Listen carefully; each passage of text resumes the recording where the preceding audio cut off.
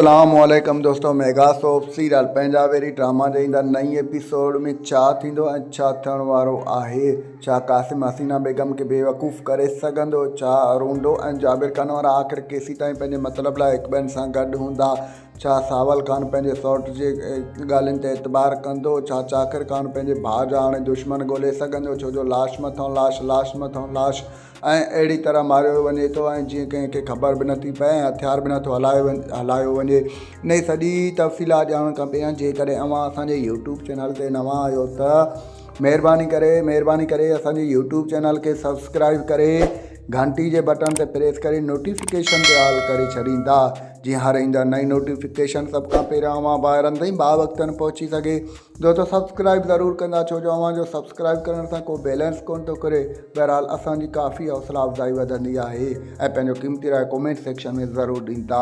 हाणे हलूं था पंहिंजी मेन ॻाल्हि ॿोल तरफ़। जीअं त मेगा सोप थी पंजाबी ड्रामा जे ईंदड़ नई एपिसोड में इंट्रस्टिंग सीन अव्हांखे ॾिसण वटां मिलंदा। जीअं त क़ासिम हसीना बेगम खे बार बार ब्लैकमेल करण जी कोशिशि कंदो ऐं हसीना बेगम खां पैसा कढी वेंदो। बहरहाल हसीना बेगम उनखे अहिड़ियूं त धमकियूं ॾींदी ऐं चवंदी त तूं मूंखां भले पैसा वठि, उन खां पोइ तूं ज़िंदा न रही सघंदे, जॾहिं तूं ॻोठु आहीं त मां तुंहिंजो जीअण हराम करे छॾींदसि। होॾां ॿिए तरफ़ तव्हांखे ॾिसण वटां मिलंदो त सावल खान खे पंहिंजो सौट इतबार ॾियण जी कोशिशि कंदो। उन्हनि खे चवंदो त असां जॾहिं शहर मां अची रहिया हुआसीं, मां ऐं शमीर, त अचानक रूंडो ऐं जाबिर खान वारा आया।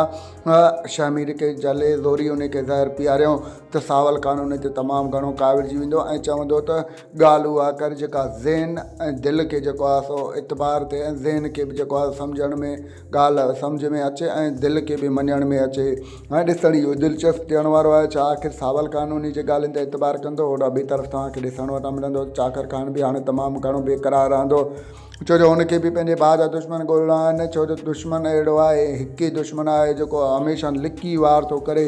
पहिरियां मुंहिंजे भाउ रावल खान खे मारियईं, उन खां पोइ वलू खे ख़तमु कयईं, उन खां पोइ वरी शमीर खे लिकी वार करे थो, सो बि बिना पिस्टल जे। मतिलबु त इहो को कमीनो दुश्मन आहे।